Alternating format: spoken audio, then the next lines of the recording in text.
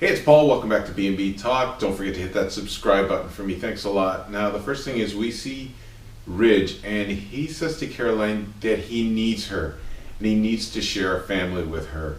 And as much as he didn't want to have kids, he needs this now more than anything. And Caroline says she wants it more than anything. They embrace, but you can see the trepidation on her face. Now, after that, we see Thomas, and he's having the same flashbacks he had before of what went on that night. And then he gets a text from Ridge saying that he should come by the loft.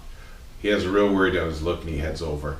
We then see Liam, and he tells Ivy that she's got what she wanted, and why is she still taunting Steffy? Ivy says she's going to do it until Steffy confesses, which she doesn't think she will confess, that is. Then they argue over what Allie would have wanted, and we've heard this argument before, so I'm not going to get into it. Then Liam tells Ivy that he thinks that all of this is to get back at him because Steffy took him away. And Ivy says she doesn't really deny it. She says she's lost a lot. She's lost him. She's lost her cousin. She feels abandoned, and she said Steffy is lying and that she gets away with everything. She says she's guilty, and she said that there's no way she's going to delete that file, and she takes off. Now, eventually Thomas arrives at Ridge's, and I don't even know why Ridge called him over, but, well, I do know why, but the first part of it, I don't know why he told him. But he tells his son that some of the things he did last night, Thomas might have heard of, and Thomas says yes, he heard about the breakup through Caroline, or the fight, and he said he didn't mean to do the things he did, and that he loves Caroline, and now they're back together. So, Thomas and Caroline have tons of uncomfortable looks on their face, and Thomas just kind of looks away in disgust when he hears that, and Caroline looks super nervous. And then Ridge tells him that they're going to try for kids because Thomas sees the bassinet, and he asks him if he wants to be a big brother. So this looks super, super corny, and Thomas looks like he wants no part of it. And then he tells Thomas, this is the big part, this is why he really called him over, that he wants him to be part of the design team. He's noticed the work that he's made and the strides he's made, and he's really proud of him, and he wants him to come onto the team. And Thomas is excited about this. Then Ridge says that he likes what Thomas and Caroline are doing together and wants them to keep doing it. Now, a little bit over the top in the lines department, but it gets its effect. They're both equally uncomfortable. Some more. And then Caroline, you look over and she just looks paralyzed by fear. And Ridge says he thinks Thomas might even be more talented than he was at that age. And he heaps tons of praise on him. And Thomas obviously laps it up. He does still, in spite of the fact that he just slept with his dad's girlfriend, wants his dad's approval.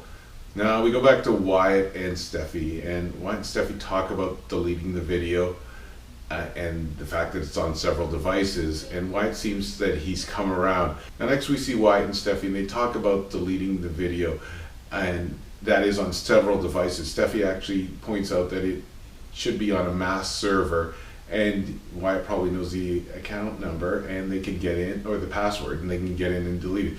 Now Wyatt seems to be on board, but he's waffling. And then Steffy tries to coax him by saying, playing the old, she feels some sort of connection with him. But Wyatt quickly reminds her that that connection was dashed when she went back to his brother. Wyatt says he hates the thought of betraying Ivy. Steffy points out that Wyatt is more motivated by his resentment of his brother. And then Steffy grabs Ivy's laptop, and she makes a plea for him to delete it. She hands it to him and says, delete it right now. Wyatt's got it in front of him, and he's thinking about deleting it. And then Wyatt says that she couldn't do it if the roles were reversed, but obviously Steffy doesn't care about any of this. She asks him if he thinks that she's a murderer, and he says no. He knows she's not a murderer. And then she tells him to delete the file, and we see him, same thing as before, only I think he's on this server now, and he can delete the whole thing. And he's about to hit the delete button, and hello, you know what's going to happen. That's right, Ivy walks in, and she tells him not to. Now, Wyatt kind of tries to grow a spine and says, Steffi's been through a lot. I don't think that she meant to kill her cousin. I don't think she's a murderer. You really got to stop blackmailing her. And then it goes back and forth. we've got the angel on one shoulder saying, delete it, delete it. And we've got the devil on the other side saying, don't delete it, don't delete it. And poor mixed up Wyatt is stuck in the middle with the marbles rolling around his head because this guy doesn't know what to do. So anyways, we're going to have to wait until next week to find out what he does. So please, it's Paul, it's B&B Talk. Don't forget to check it out. I even want to know what's going to happen, even though I think I know what's going to happen. Don't forget to follow us on social media.